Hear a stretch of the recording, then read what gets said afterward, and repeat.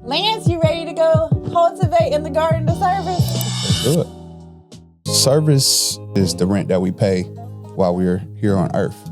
We're all created and designed to help others. At that moment, I remember going in the bathroom and looking at myself in the mirror and wondering why I'm so emotionally hurt by this. It was just figuring out, like, you have to find out what is your gift and what is your calling. You have to make the choices and the decisions to put the right people around you so your life can feel that way. Mm-hmm. Because oftentimes we hold on to people that don't necessarily need to be in your life. Yeah. But sometimes you got to cut that stuff off because it's not allowing your garden to grow. So during that waiting period, what is needed to wait for that harvest?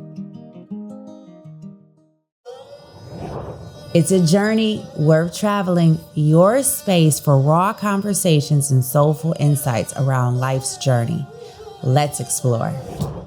What's up, crew, and welcome back to the pod. I am your tour guide, Catherine, navigating you through these episodes. You already know it is absolutely a love of mine. Well, I don't know about y'all, but I am so excited that spring is upon us. And this trip could not have come at a more appropriate time because we are about to go cultivate in the garden of service. I mean, this is the perfect season to make sure that our garden is looking, pretty abundant and that we are planting those seeds of purpose, prosperity, peace, and joy. And on today, we have picked such an incredible person to help us garden.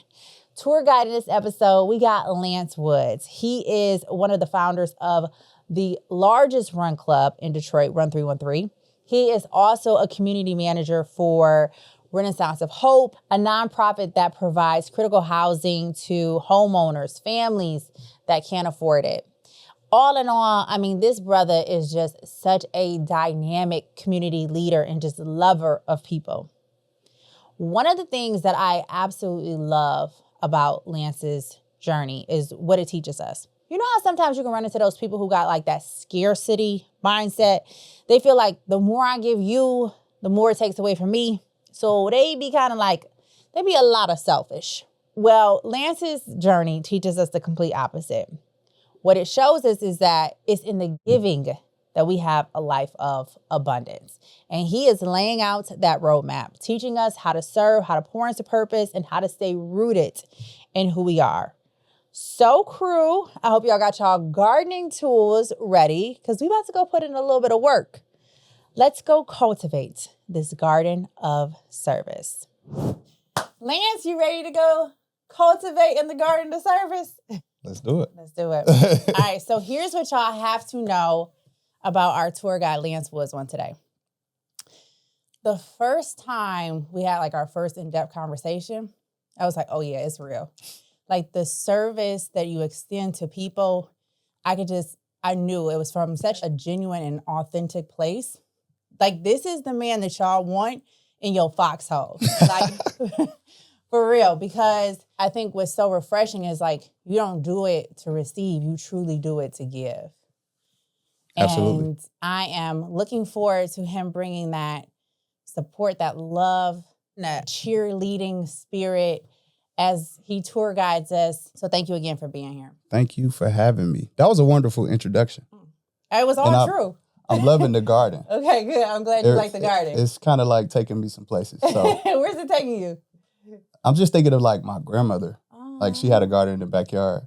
And yeah, I liked what you said in the beginning of the intro. You said you don't do things to receive anything. You just do it because out of the love. And I really think that speaks to generosity because generosity is giving with no expectation of anything in return. Mm. And that's how my life is. I don't think about getting nothing out of anything that I do for others. It's just, I simply do it because that makes me feel good. When did that start for you? When did that start? I mean, I grew up with a brother. It was me and my brother in the house. Okay. I never was selfish. I had to share things with my brother. My parents always preached that.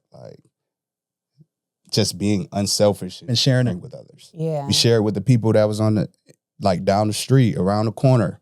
You know what I mean? We share it with everybody. my parents, they fed the people on the block. They fed the cats. They fed the dogs. They did everything, just helping each other. Yeah. So, and it's kind of crazy. I'm getting kind of emotional talking about it. Like, I get emotional talking about my family and like how much they poured into me for me to be the person that I am, and how I give to the world and how I give to so many people I encounter is because my family, you know, and the community, you know what I mean? Yeah. So it's so many layers and so many factors that have like helped create the person that I am. Yeah. Because we could have took a trip on anything, right? Like we could have took a trip on Refueling, so many places to go, yeah. Things, but Lance was so assured, I want to take a trip on service. Mm-hmm. So why service? Service is the makeup of who I am. Mm. There's a quote that goes, service is the rent that we pay while we're here on earth. And I truly believe that. It's like we're all created and designed to help others, you know, and I think it's important for us to dive deeply into who we are as a people. And then once you find that, live that way, you know. I graduated from Tennessee State, my undergraduate degree in business, concentrating in supply chain management. And I remember when I was in Dr. Latham's class, and I wanted to be in Dr. Latham's class so much because he was a very known and very, very well-respected father figure, male role on the campus. He really focused on why are you here? What are you here to do in the world? Yeah. You know what I mean? Like, what are your passions? What are your gifts? What are your talents? And how do you use that to create impact or create something that's lasting? You know what I mean? And in those moments, I knew I wasn't going to be working in supply chain management long because I was limiting myself behind a cubicle and I wasn't out in the world doing what was purposeful. I worked in supply chain management for 3 years, and then I decided one day that I was going to move back home and create impact. I didn't even know how I was going to do it, but I knew I wasn't doing what I was called to do. J. Crew, if you are enjoying this trip and you have not already, I would love for you to like and subscribe so that you never miss a trip and we can continue to grow our community. Now, back to this trip. So what was that first seed that you planted, like, towards the impact? The first seed was moving back home. So 3 reasons brought me home. My foundation is on God, family, and community. Those are your values. It took a minute for me to discover that. How did you discover it? I can take you back to 2011. Take us back. Oh, take Jesus us back, Christ. Oh, man. So I was interning at Lexmark in Lexington, Kentucky. In 2011, I experienced a pretty traumatic heartbreak. And in that moment, I remember going in the bathroom and looking at myself in the mirror and wondering, like, why I'm so emotionally hurt by this. Mm. And in that moment, it was just figuring out, like, you have to find out, like, what is your gift and what is your calling? Yeah, in those moments. It's such a profound question. But it's a question that, as profound as it is, like, not everybody asks themselves that, you know? Like, we just be going. Yeah, and I was always doing, like, self-work and this introspection and then, like, figuring out, like, why did God create me? And why did I have to experience the things that I experienced in life with family and friends and relationships and all of these things? And I'm just trying to figure it out. So I just did a lot of deep diving, man. I was fasting. I read a lot of books, self-help books, all of that. I'm in the Bible all the time, and I'm just trying to figure it out. And that landed me moving back home. So when I was talking about God, family, and community, my brother was having his first child, Johanna. What up, Johanna? This was in 2015. Fast forwarding a little bit and why I moved back home, but he was having his first child. I wanted to be rooted in community. My best friend, Brian George, who's a sergeant on the Detroit Police Department. He had a nonprofit organization where he mentored young men, and I wanted to start to use my story to like move back to Detroit and uplift young men that look like me and grew up from similar backgrounds as me.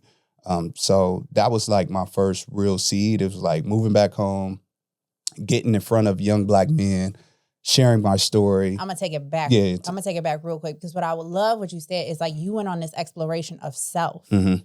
to like figure out who is Lance. Mm-hmm. And it's the thing, like, in order for you to even be able to figure out what I'm gonna give to the world, I gotta figure out who I am. I have to.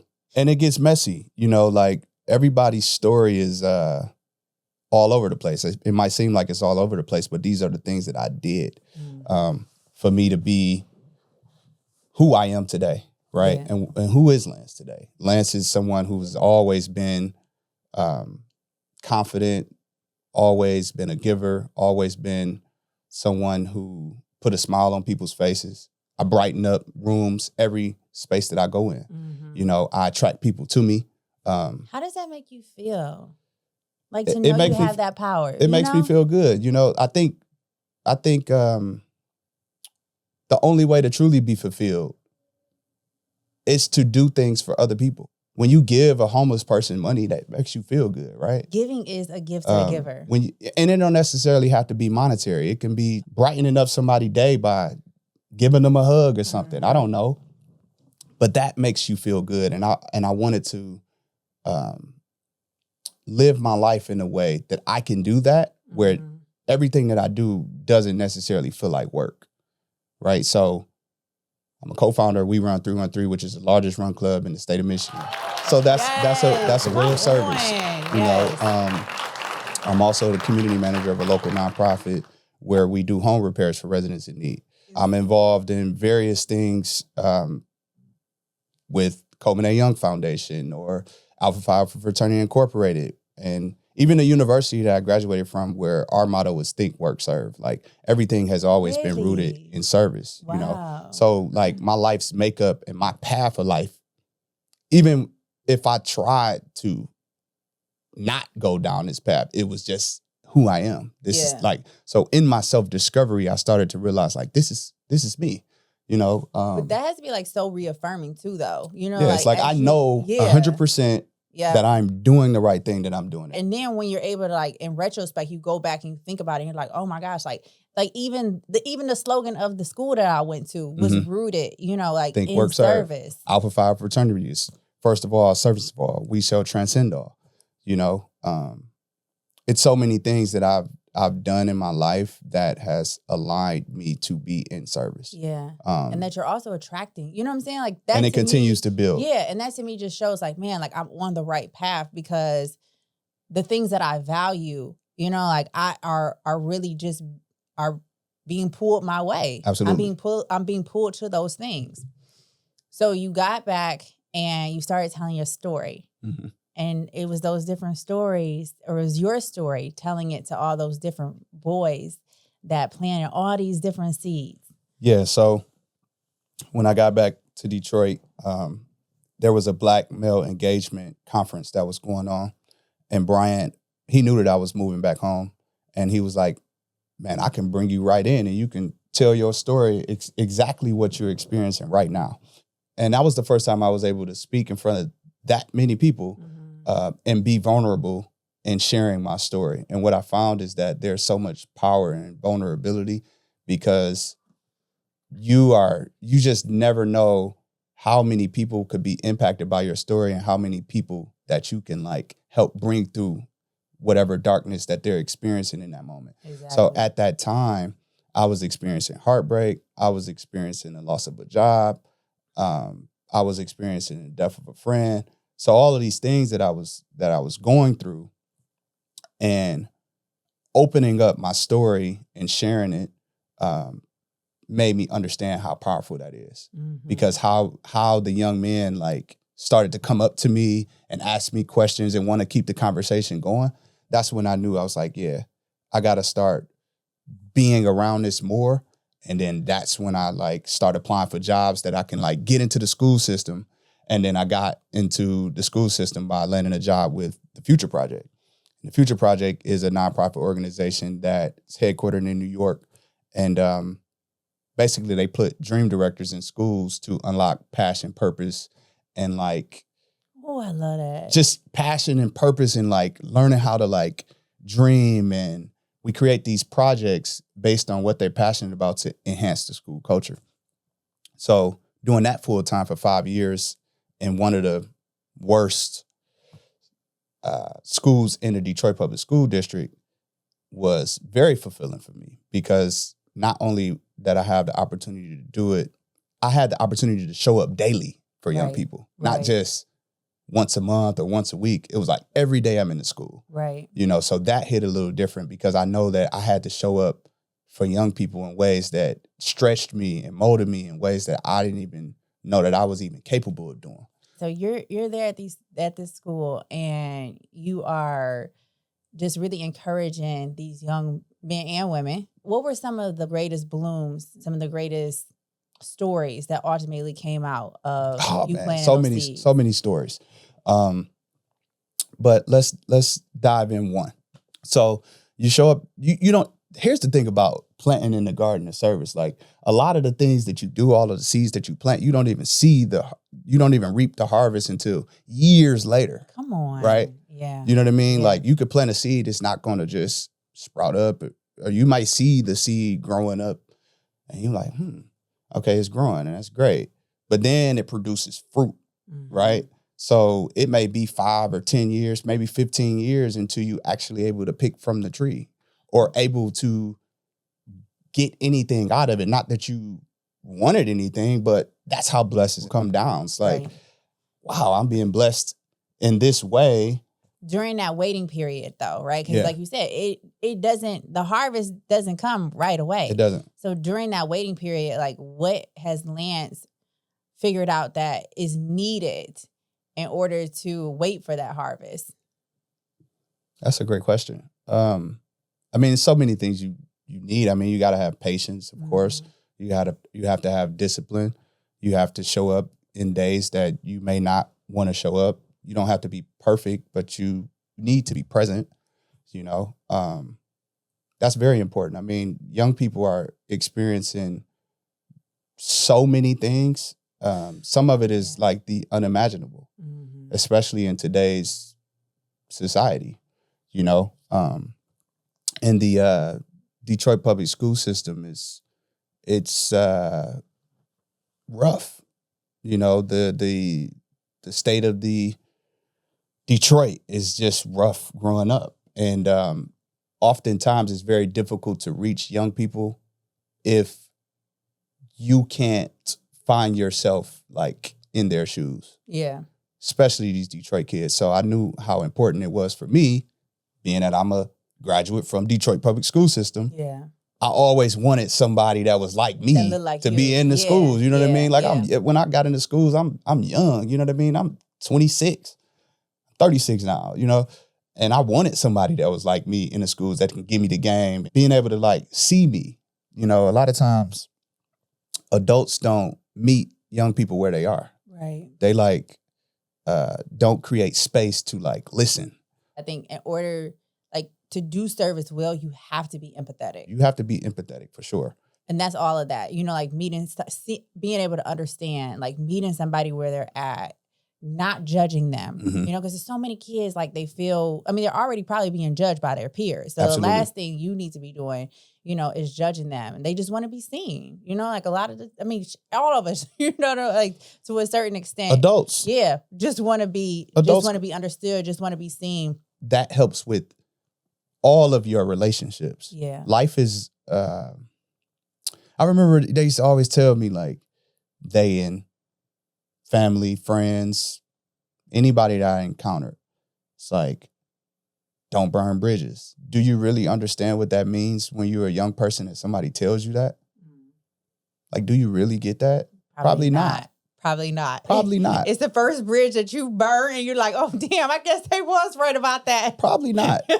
And what they mean by that is you never know when you're going to have to cross that bridge. It again. Yeah. A lot of things that happens good in my life is because I never burned no bridge. Yep. I never did nothing bad to nobody. I never speak bad about people in rooms that they're not in. I always speak good about them, even when they're not around. Always treat people well. Always help the elderly woman if I see her struggling or whatever. I'll ask. That's just who I am. I was gonna say, but that's service. Service is not just about acts. You know what I'm saying? It's about like kindness and generosity. Who you are and what you extend. Absolutely. Right? Like, I personally would rather have somebody be able to show up with good character, integrity, being honest, being loving, being kind and genuine, versus providing me with all of these different acts if there's no soul to it, if it's empty. And that's the thing. When you live that way, like, you are going to be abundantly blessed. People show up for you. When you're experiencing darkness or moments of like uncertainty, life is not always like great. You know what I mean? Like there's you know what I mean? Like there's moments, but I always say moments because there are moments. Yeah. There are moments that emotionally trigger you, and you have to figure out how do you not remain stuck in that moment. Sometimes people get stuck. How do you get through that? You know what I mean? Like, how do you equip yourself with tools to get through? How do you get through those dark moments? How do I get through? Yeah.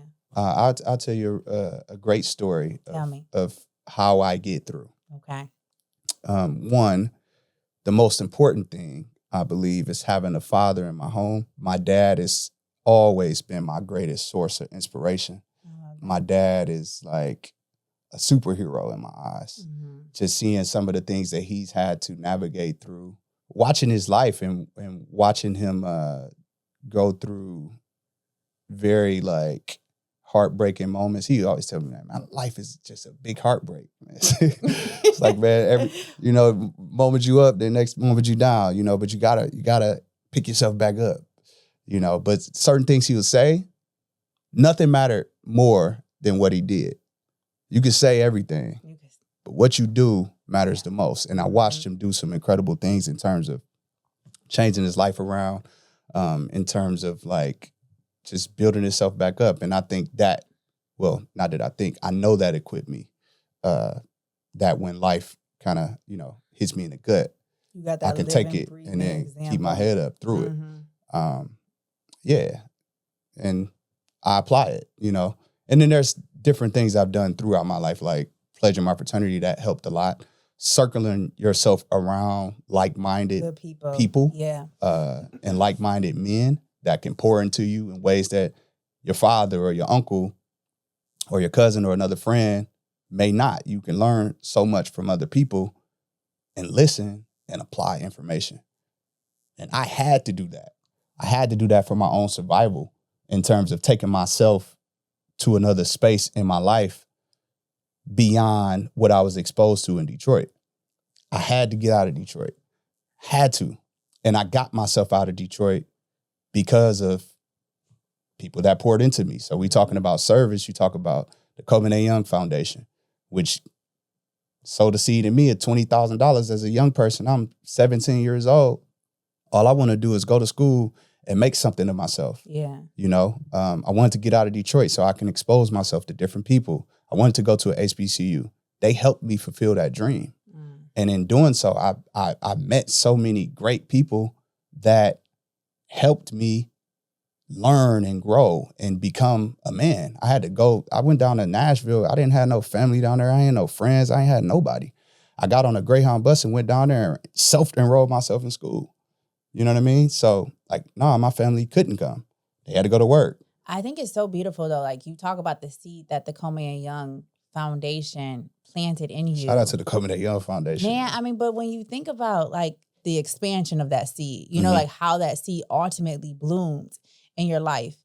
Yeah. The Cultivating Young Foundation really helped me, man, because it's bigger than the money. They're saying to you, I believe in you. I believe in you. I believe in you. That says a lot. It says belief so much. Is so important. It's so important, especially at that age. Like the reason why I'm even in production now is because, or how I found my love for production, my love for story is because my production teacher in high school gave me 2 television shows to produce and host. And I was on there and I had self-help success stories and student spotlight. Lance, let me just say, like when I was in high school, like I wasn't about my academics. Like I was very so much about my like my social life. And so he believed in me.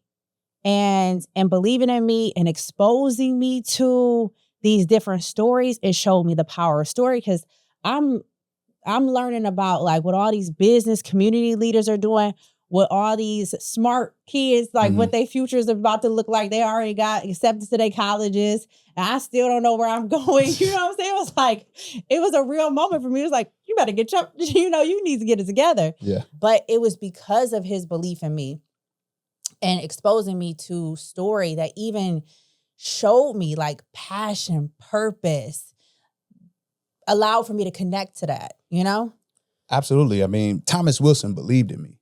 That was my guidance counselor in high school. And he, like, when I was in 11th grade, he started working with me. He saw something in me. Don't know what he saw. But Mr. Wilson, he saw something in me. And by my senior year, I was applying for scholarships like crazy. I landed 5, but I applied to like a cool 60 something easily. But he used to always tell me, like, let people deny you. Don't ever deny yourself. Don't count yourself out. Yeah, don't deny yourself. Don't deny yourself. Let them deny you. Let them deny you. We'll count ourselves out. And we don't even know, we don't even know. You don't even know what's on the Yeah. We don't even know what's on the table. You have absolutely no idea. I see that happen often. Even with like the running. Yep. We created 2 Mile Tuesdays. And people will say, I can't run. I can't run 2 miles. Be like, what? Like, let's unpack this. Why would you say that you can't do anything? Yeah. Because I don't believe that. Like anything that I say I'm going to do it. Yeah. Like I've always had this strong sense of belief in myself. And I think that's a superpower in itself. For sure. I can think back to when I was, let's see, 1st grade, we in the gym. I used to see kids like try to climb the rope. Yeah. All the kids would come down before they reach the top. Me, I see the goal is right there. I'm going to keep climbing until I touch the red flag, and then I'm going to climb down. It didn't matter how high it was. I wasn't afraid of the heights or nothing like that. I was focused on accomplishing what I set myself out to do. And I've carried that with me all my life, with my relationships, with business, with running, I could set some crazy goals, but the moment that I said it, I already believed that I could do it. Yep. Not stopping, not and settling. Then now, whatever the requirement it takes for you to accomplish that is between you and God. Like, I don't know what the work required of me saying, I'm going to be an author. I'm going to be an author one day, working on a book, but do I know all the ins and outs of like the production and having a publication or what the fees are and all of that? No, I got to figure that out. But I'll figure it out. I'm going to be an entrepreneur. What does entrepreneurship look like? I don't know. Or I'm going to produce this event. I don't know what all of the details are, but you have to be willing to go through whatever that process is. Yeah. You know what I mean? No, absolutely. To make whatever it is in your life manifest, because you have the power, but you have to believe it. It's all inside of you. All you have to do is just birth it. You have to believe, and then you just birth it. And then do the work. Yep. You have to do the work. Nothing is going to come to you. Like, things will come to you on your path if you're doing the work. Yeah. No, absolutely. Absolutely. I'm a firm believer in that. Like when you show up for life will continue to show up for you. 100%. You just got to keep. The right people will come into play. The right ideas will come to mind. All type of things will work in your favor if you're doing it. In the work.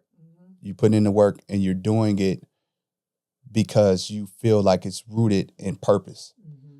Otherwise, if you're doing it because somebody else wants you to do it, or if you're doing it because you've influenced by somebody, or you're doing it because you're trying to gain something, eventually Oh yeah, your why is it ain't gonna work out for you because you're doing that because somebody else told you to do it, or you're doing it because you're trying to get something out of it. Yeah. That ain't gonna last too long. It's not. It's gonna be so fleeting. Like your why is so It's not organic. critical in terms of like your longevity. Yeah. Because life will life, and you have to be able to have a compelling why to be able to go back to be like, this is the reason why I did it. Absolutely. Like I'm consistent. I'm showing up every single day because this is what I want, and it has to be something that's substantive. And generally, I do believe like anything that is rooted in service, is going to give you that meaning. It's going to give you that fulfillment because it's so nutrient rich. It's like, you know what? Yeah, it's all right now, but I'm gonna keep going because at the end of the day, like I know that the completion of this thing, is going to far outweigh whatever I'm having to like deal with or accept in this moment. It's just a moment, and I'm gonna get through it. The same seeds that your dad, that your family like invested in you, you out here invested in these kids and saying, I believe in you.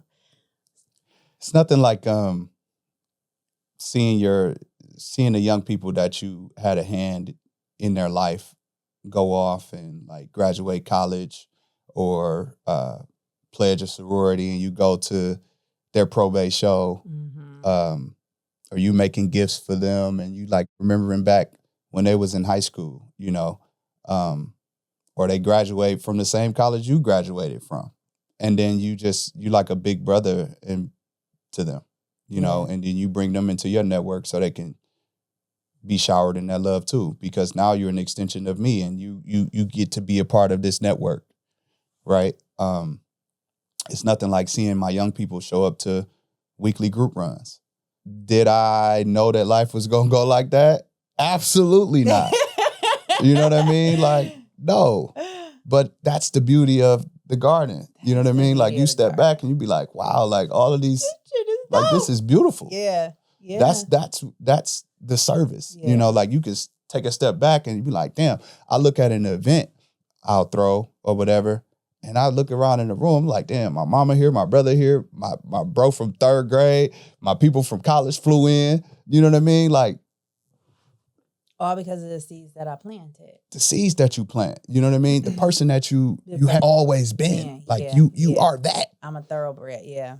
Yeah. And that's the beauty of it. You know what I mean? Like I just came back from homecoming at TSU of celebrating 15 years of my fraternity. And the love that's there when you see your old professors or you see the janitor, but everybody don't build relationships like that. That's just who I am. I can't not be that. It's a genuine love for people. That's just, and it don't matter what your title is. It don't matter who you are. It don't matter who you are. Like just having a genuine love for people. That's how that shows up. Like I'm gonna speak to any and everybody, and there's no hierarchy. Absolutely. Like I look at everybody on the same field, on the same playing field because they're people. Because they people. They're God's creation. Everybody is here for a reason and a purpose. Yep. Now, my purpose may look different than yours, but we still the same. Right. You know what I mean? And I always believe that, like, if you want to see change in the world, you literally have to be it. Whatever you want to, like, you have to. Yes. Like, you can make all of these, like, you can complain about this not being this way or this not being that, or what are you doing? What are you doing? What are you doing? Are you showing up? How are you showing up in the world? Bro? Like, what does that look like? Yeah. Yeah. Be the change. Be the change you want. Gandhi said that, right? So I don't have attachments to not a lot of things. And I don't mean that in a bad way. But like money or like, you about the meat and potatoes. Absolutely. You about the meaningful things, the substantive things. Yeah, like the money and stuff, like, man, that can be here one minute and gone the next. But like, what do you have when it's gone? Yeah. What's your legacy look like? What's the impact What's look the like? impact? What's the garden look like? Absolutely. Every day I wake up, I have an opportunity to serve, and that's a blessing. That's a blessing. That's a blessing. But you know how hard I worked to even get to this point? Yeah. It wasn't always like this. It was like I was waking up every day to try to get some money. that ain't nothing. Just think about how powerful that is. Like, I changed because I was waking up to get some money. And then I was waking up every day trying to get some money. But then I found myself. I shifted my perspective. I figured out what it is that I truly value. Mm-hmm. And then I molded my life around that. I molded my life around it. And now I get to wake up every single day and be excited about waking up because I'm doing exactly what I love, what I know that I was put on this earth to do. Absolutely. That's my life. That's a beautiful life, Lance. Yeah, I feel abundantly blessed. And it took some time and a lot of heartache and pain to get here. I am like thoroughly grateful for the space that I'm in my life. You feel like it was worth it? The heartache, the pain. Oh yeah. Would you change that a little bit? I have no regrets in my entire life. I confidently say that. Like nothing that I've ever experienced or done in my life, I do not regret. It's all either you just learn. Mm-hmm. It's like I did this and you learn from it. Yeah. Become a master of your circumstances and not a slave to it. I never been to jail. I never did nothing crazy, ever. I don't have those type of stories. Despite the circumstances I grew up around, I always decided that I wasn't going to do certain shit. Yeah, what do you accredit that to? That's having a mother and father in my house that said, I'll beat you okay. if you got in trouble. Like that was the first line of defense. Okay, got it. You know what I mean? The discipline, like they taught us real stuff. Yeah. Like they promoted education. Like they wanted us to be great kids, you know what I mean? And we were. Like me and my brother were good kids, like in the neighborhood. You know, like we wasn't doing stuff out of line. And then it was a village at that time too. I was born in 88, so that was like the crack epidemic, you know what I mean? So we saw a lot of that happening in our neighborhood. But at the end of the day, like the village still was so strong that the neighbors knew who the kids were. So even if we thought to do something kind of crazy, like that information would probably get back to my parents before I even got home. Mm. So it does. Oftentimes, it takes a village to raise. Yeah, oftentimes we just wouldn't do stuff. But I wish now, like, because nowadays it's a little, people it's try different. To mind their business, But Absolutely, it's like, it takes a village. It definitely takes a community. And that's what my life is a part of. It's like, because helping to restore that. Yeah. Like I feel like I'm creating villages every space that I enter. For sure. Because here's the thing. So you're in these schools, right? And let's just say the parents are showing up the best they can show up. But that's only 50% because they gotta split their time. They gotta split their energy between being a single mother and coming home and raising 3 children now. So I can only give you 50%. But I got Mr. Woods at my school who's showing up and they called me that too. That's crazy. And he giving me another, you know what I'm saying? He giving me another 30%. So now instead of being at 50%, I got 80% of love and care being put on my life. It takes so many people to help to like create whole people. Yeah, like I'm a product of a great village. And you got to cultivate, right? Like you gotta cultivate. You don't just plant seeds. Like you gotta water it. You gotta give it the right amount of sunlight. You gotta nurture it. You gotta weed out the weeds. Yeah. It's a lot that happens in order to have a fruitful garden. And that happens by being intentional about building the relationships. Absolutely. And every time like you have these different encounters with people, you should be trying to fill people's cup. As you talk about all the different elements that you have to have, in order to be able to have this very rich garden, one of the things you said was the water that's needed. So for you, what does the watering of your garden personally look like? The watering of my garden? Taking care of myself. I have to do the things that I need to do so I can show up for people. And what that looks like is literally doing the things that I like to do. And oftentimes that's being in silence, eliminating distractions, playing chess, playing pool, running, having conversations on the phone with my mother, talking to my dad, seeing my nieces, seeing my brother, seeing my cousins, you know, All the things that all fill of up these your things cup. like fill me up. Mm-hmm. My fiance, every day, Mm-hmm. I get a chance to be graced in her presence. Yeah. You know what I mean? And that is very fulfilling. I've been in situations where I wasn't so fulfilled with my partner. Mm-hmm. But you have to choose a partner that you will be fulfilled with. And that's a blessing. Because my life is about serving others. Yeah. So you have to have a person that's, I know I'm like getting into relationships, but No, you have to I have was a gonna go person. there anyway, so. Yeah, you have to have a person that's secure, someone who shows up for you in ways that others can't even comprehend. Yeah. Um, What does that look like? Showing up for you in ways that other people can't even comprehend. The best way to describe it is just knowing who I am and what I need, even when I don't even know what that looks like. Ooh. So I can't even comprehend it, you know? Yeah, I think that's the best way to probably describe that. Like I love that. No, that was perfect. Yeah, that was perfect. It just came out. Like, yeah, that was good. Yeah, I mean, you better know. Shout out to my baby. Shout out to baby. Yeah.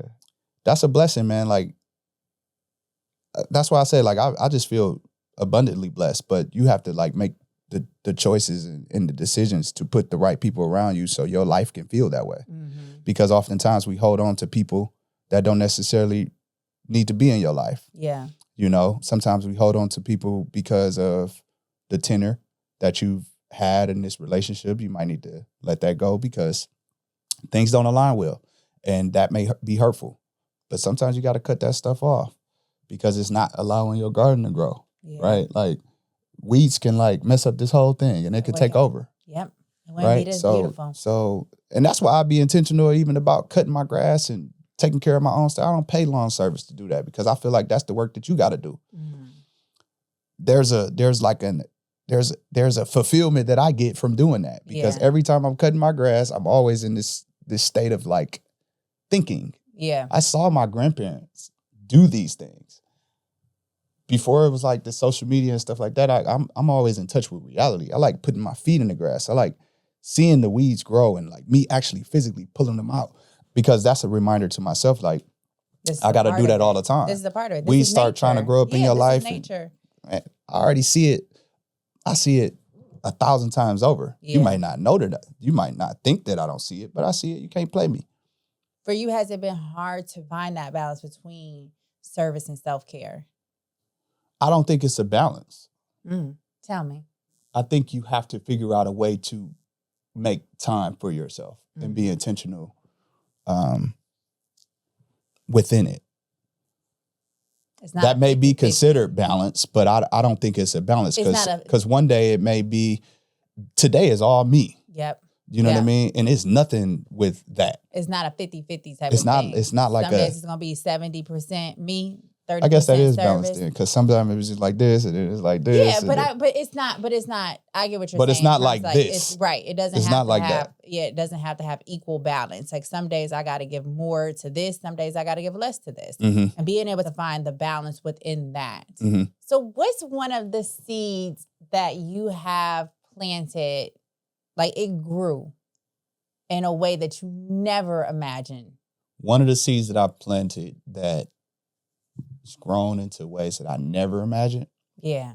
I'm going to say this. I wouldn't say that I never imagined, because with the Run Club, I imagined it to take off. Okay. Now, the takeoff, I didn't see it doing a lot of the things that it's taken me to. I never imagined like running a marathon in Tokyo or London or Berlin or possibly going to Sydney, Australia. The way that running has literally taken me over the world, that I didn't quite imagine until. So here's the thing about like imagination. Like imagination grows as you experience things in a journey. Yeah. Right? Like realizing that you can. Because confidence and belief are like they go together, right? So like if you believe in something and then you're confident about what you believe in, then 9 times out of 10 it can happen. So, for instance, I knew I wanted to qualify for Boston Marathon, and qualifying for the Boston Marathon, you have to run a sub 3 hour marathon at a USA track and field certified course. So a marathon, for those who don't know, is 26.2 miles. To run a marathon under 3 hours, you have to run 654 per mile to get right up under 3 hours for 26.2. I think it's, 654. Yeah, 654 per mile. So 2021 Glass City Marathon, Toledo, Ohio. That's when I first set my goal to accomplish this marathon and do it under 3 hours. Now, when I set goals, I don't reach for the goal. I reach beyond that. Okay. Because I feel like if I'm shooting higher, then I'll land somewhere within the goal. So in my training, I train way harder than what was required to get in. Mm-hmm. So in doing so, my first time going out to train for that, and I ran Glass City, and I ran a 2:49:48. So that automatically qualified me for the Boston Marathon. I'm like, great, I'm in Boston, I'm about to run it. At first, I just wanted to run Boston for the vibes, didn't really care too much about time, but I'm like, nah, I can't just go out here and just be like trash. I just ran a 2:49. Like I need to run it. Yeah. So get to Boston, ran 2:54. So I ran another sub 3 hour time in Boston. And then around running, especially for men, it's this thing where it's you running a sub 3 hour marathon, you one of the top runners, especially for Black people.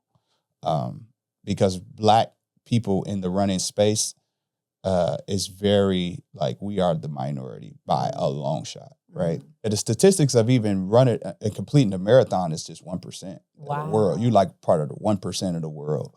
If you complete a 26.2 mile run, which is a marathon, you do that, you a part of the 1%. So now think about Black people within that. Yeah. You go to a race, Boston Marathon, let's say 30 some odd thousand runners. I give you maybe 200 Black people. Mm. And that might be shooting it. You know what I mean? It might be less than 100. I don't know. You can get in either qualifying or charity. Those that qualify, they come from Nigeria, Kenya, they're going to win the race. Black people. But as far as the number of participants, very, very small. So how does that make you feel, knowing that you expose, because how many people show up to the run club? Right now, the run club has grown exponentially. I mean, it's the largest in Detroit. Yeah, larger in the state. Larger than many states. Larger than many states. Excuse me. But the run club, I mean, it brings out a lot of people. Yeah. On a 2 Mile Tuesday and peak season, I mean, we saw 500 some odd people there on a Tuesday in July. That's crazy. Yeah, we run 2 miles. So that's pretty cool. How did it make me feel? It just made me feel like I'm doing what I'm supposed to be doing. Mm-hmm. I don't really have too much attachment to it. It's I just feel like I'm just doing what I'm supposed to do in the world. And yeah. And I know you don't be looking for your flowers, but when you think about it, okay, so first of all, let me just ask this, because I want to just explore here just a bit. You chose to do a run club in Detroit. Detroit is statistically one of the most unhappiest and unhealthiest cities in America. Mm-hmm. So when we talk about okay, generally you got to have good climate in order to be able to grow a good garden. Mm-hmm. You've grown a good garden with the run club. With the help of many people. Yes, yeah. Not just me. y'all have grown a good garden with the run club, but the climate wasn't ideal. It's a lot of barriers that can prevent it from happening. And you have to be very disciplined and motivated. Well, I take the motivation back. You don't necessarily have to be motivated. You have to be disciplined and committed. Because motivation is like up and down. Like I'm not always motivated to show up. Right. However, I'm disciplined and I'm committed to the mission. Yeah. I'm not always motivated to like get out and go for a run and run fast or because that shit hurt. You know what I mean? Like, but where do you find motivation? You find motivation from other people that look like you. That's motivating to me. And they're doing some cold shit. Yeah. Like I get motivated by that. I believe that there's a spiritual thing that happens within running because you have to learn how to take your mind away from the physical. And when you learn how to master that, then you can endure the physical pain that running brings. And it's like, this is not about me. Running never was about me. Running has been about me, and it's helped me learn how to deal with the pains of life as I'm like going through this journey. So when I use running as a tool, it's like running is a tool to like inspire people. Like when I was doing those marathons and running sub 3 hour marathons, I was like, I'm doing it for me, but it wasn't about me. It was about like how many people can like be inspired by what I'm doing. Yeah. I probably won't even truly realize the impact that this run club is having on people's lives until like many, many, many years later. It's like, I get what's happening, but it's like, it takes years when your for you grandkids is looking that's what back I'm saying. Like, Grandfather Lance was like so cool. They might think that. I hope they think that because I think will. that the inspiration and motivation should come in your household before it comes from anywhere else. I agree. In spite of the climate, why do you think the Run Club has just been able to amass so much success? For the Run Club, it's all about health, right? To a certain extent. Well, yeah, it's a Run Club. So, well, it's the Run Club was started because, yes, health, but two, what I felt in Detroit is missing is connection. A lot of the things that we see negatively that happens in Detroit, I think is because people don't know how to process their emotions.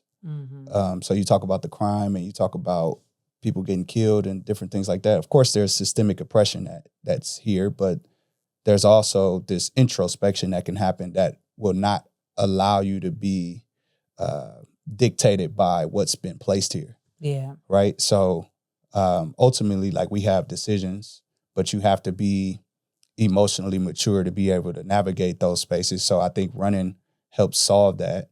And then two, when you know your next door neighbor, there's something about knowing somebody that prevents negative things from happening. Yeah. Like, when you connect so many people in different spaces, you just never know how somebody can help somebody. And I'm always big on like bringing people together. Like, I've always been like that.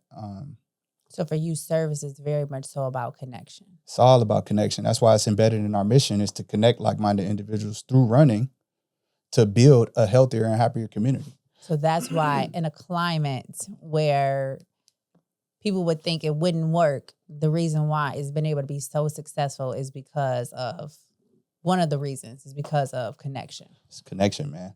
Everything that I've done in my life has always been like connection. It's never about what I can gain. It's always about how can I help insert myself into this and make it better. Yeah. When you approach things that way, it's like, it makes it better for everybody. Absolutely. Right? So the Run Club is like, it's there as an organization to bring people together, make people focus on their physical wellness, which in turns help you with your mental wellness, which in turns help you spiritually, because something's going to happen to you. You keep running, you going to find yourself. So you said that, in terms of just being such a spiritual moment. and also an opportunity for you to master your mind. Mm-hmm. What's one of the ways that you figured out, like, okay, this is how I really need to like lock in and master my mind? Like, what has that looked like for you? It didn't come with running. It came long before running. Running is a way for me to practice it often. Mm-hmm. I think mastering my mind came from the fraternity. Are you generally having like self-talk, self-regulate? What is that? Yes. Like? The voices come in your head and you have to lean onto the positive and not the negative, because in running, we stray away from the physical that running brings. Like, as soon as you run in too hard and you breathe in too hard, or something aches, you tend to slow down or stop because you're listening to the voice that's telling you to do that. Yeah. Right. But what if you lean in more on the side where of saying like to yourself that I can and I can keep going and I'm not going to stop until I get to the finish line. Yeah. Like, what if you lean more into that, and then you lean so much into it that the voice that was telling you to stop fades away? You got to get to that point. You got to get to that point. Oh, and I will say the last Tuesday that I ran, I had to go because I'm not in love with outdoor running. Mm-hmm. It's like, this has been a great challenge for me because I'll get on the treadmill, but like the treadmill is totally different than outdoor running. So this last Tuesday, I said, all right, Kat, I don't want you to stop. Like, don't, like, no matter what, don't stop. And I remember, I think it was like one of the Tuesdays before that, you had made mention, like, no matter how slow you have to go, like you could slow your running down. Like, I probably at times could have walked faster than what I was running, but I had made it up in my mind for this mile, like you're not stopping. And then I did the same thing on the way back. So that was the first time at the run club where I did a mile without stopping. But all sound cue.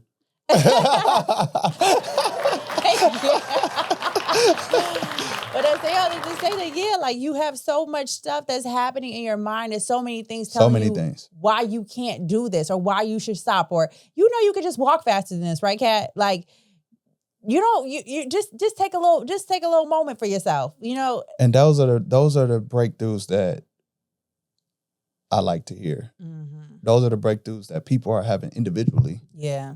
By doing this collective thing together. Like, yes. I mean, it's still an individual pursuit that you're having with yourself. Yep. Right. And it's like, the more you continue to have that, like, the more you're going to discover things about yourself. Yeah. Because all you have is you, your mind, your thoughts. Yeah. And it's like, your thoughts dictate a lot. They do. They dictate everything. That's why they say, I'm sorry to cut you off, but that's why they say your eyes and your ears are the windows and the doors to your soul. Mm-hmm.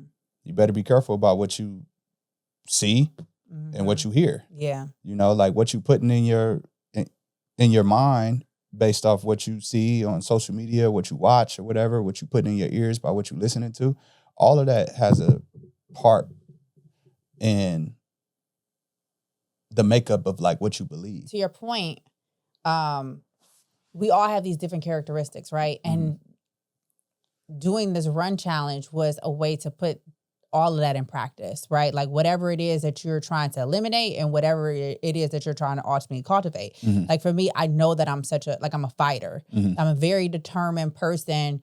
Like when I say I'm gonna do something, I'm gonna do it. So to be able to like show up at the run club, make these different challenges to myself and be able to put it into practice, it's like you're just constantly, you're constantly sharpening yourself. The negative thoughts, those are the weeds. So being able to run and being able to identify like, oh, that's that. So then when something comes up and you have a job interview and it's those same negative thoughts that are popping up, like you already know, like, oh, I know what time this is. Like this just happened on Tuesday, like when my mind was telling me that I couldn't do this mile without stopping, but I did it. Mm-hmm. And so the same way I showed up on Tuesday and killed it, I'm going to show up to this job interview and I'm going to kill that. It infiltrates various parts of your life, and you're taking that everywhere.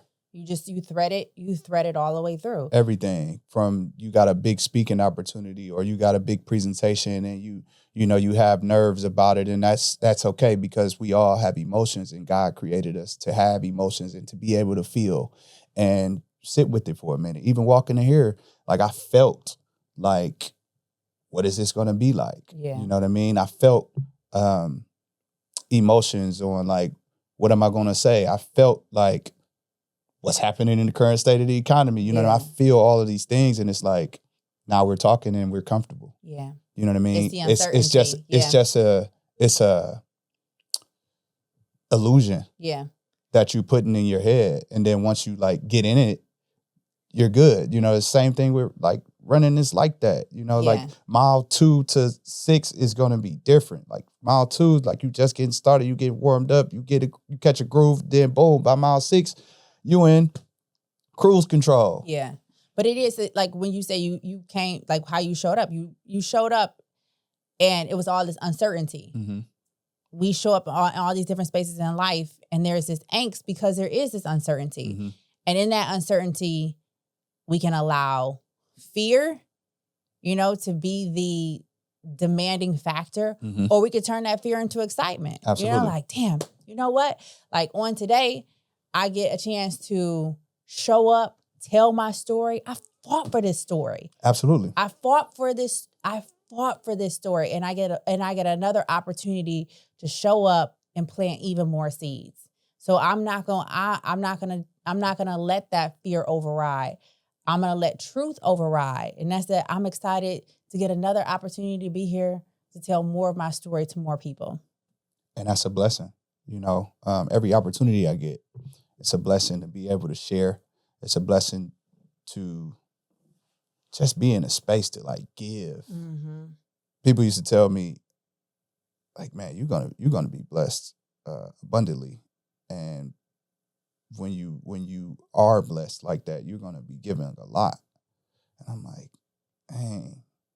And I find myself giving. Like the more I get, the more I give, and I'll be like, damn, I'm really giving a lot in ways that I never thought that I'd be able to give. That's because you're in a state of abundance. It's crazy. You're not, like, your mind is not in a state of lack. Yeah. Right? Like your mind is in this state of abundance that you have the overflow to give. And so that's the energy that you're putting out there. Yeah. And that's what's coming right back to you. You know when God blesses you the most? When? God blesses you the most when you give and you don't speak a word of it. You don't show people, you don't tell people, you just do it because He sees all things, and you don't have to like make an Instagram post to show that I gave this, or if I give to the needy because I walk out of here today and I gave them $100, like I don't like have to show on Instagram that I'm doing that. Yeah. You know what I mean? Like God sees all things, and that's how you really be blessed. Mm-hmm. Like it's crazy. Like, and I used to like wonder like how do you do that? Like how do you get to a space? It's like literally giving in small increments. Like giving don't necessarily, like I said, it don't have to be money. It's a guy at the riverfront. He's one of the security guys and one of the janitors, and I was talking to him all the time. And he was sharing his story with me, just because we just be chopping, man. And he liked my spirit, Yeah. And he opened up to me the other day. I'm like, damn. Like, I never would have thought that, maybe 15 minutes, he gave me a good life spiel of, like, how he turned his life around into, like, he was involved in doing drugs and all of this stuff, and turned his life around. And I'm like, wow, like, shit. I never would have knew that unless I just sat here and listened. You know what I mean? And that's another thing where I'd be like, man, you can't judge a book by its cover. For sure not. You know what I mean? Yeah. Like treat all people well. Yeah. You never know how somebody can bless you. It could be blessings in the conversation. It could be blessings in absolutely monetary. Like I done met people and I have a conversation and somebody give me $50. Like I'm just out, just having a conversation with somebody like, dog, man, you a good dude, man. I want to bless you with this. I'm like, what the hell? Like, they just give it to me. Like, no, let me get this to you. Like, I appreciate you for being who you are. So I want to ask, so that's crazy. Yeah, I want to ask you, is being a giver, like, is it hard for you to receive? So I'm glad you asked that question, because I'm learning how to receive. That always was a difficult thing for me, because when you give so much, you never like think about receiving. You just want to give. But I'm learning how to allow people to give to me, because what if people didn't allow me to give to them? How I'm blocking something. Yeah. You know what I mean? I'm blocking the circle of it. Yeah. It's like giving, it's like you give and then it's going to come back to you. So I'm getting better with that. I mean, people give me flowers, man. People like, and I had to get out of the way of that. Like I'm a man. Like, what the fuck I need some flowers for? But it's like, how have you been able to like successfully do that? Like, are you telling yourself something everything's a shift in what you think and opening your mind. I always thought that like a man getting some flowers was not masculine. Right. Well, shit, that shit don't got nothing to do with my masculinity. Hello. Right. You know what I mean? Right. So, like, I receive flowers. Shit. I smell flowers. Like, they smell good. You know what I mean? Like, flowers are always around the house because I give them to my fiance all the time. So, or people give them to us because she also is a person that plants seeds in the world, and just, they'd be like, wow, like I got somebody that's like me. Yeah. So we are abundantly blessed. You know what I mean? Because it's like you give so much to people, and giving could be like a listening ear and allowing somebody to share what they're experiencing in a non-judgmental way. And then I gotten to the point where I don't even really provide advice. I just listen and then ask questions and then create moments of silence. And then they can figure it out based off the questions that you ask to them. Listen, questions, like being asked the right questions, I do believe that questions are the keys that unlock doors. Absolutely. So by you even asking me a question, all of the things that are now unlocked in my mind that I get an opportunity to like really marinate on. Yeah, because when you're just asking me questions and I'm kind of sharing based off my experiences. Right. And every time you ask me a question, some questions I may be like, let me think about that for a minute.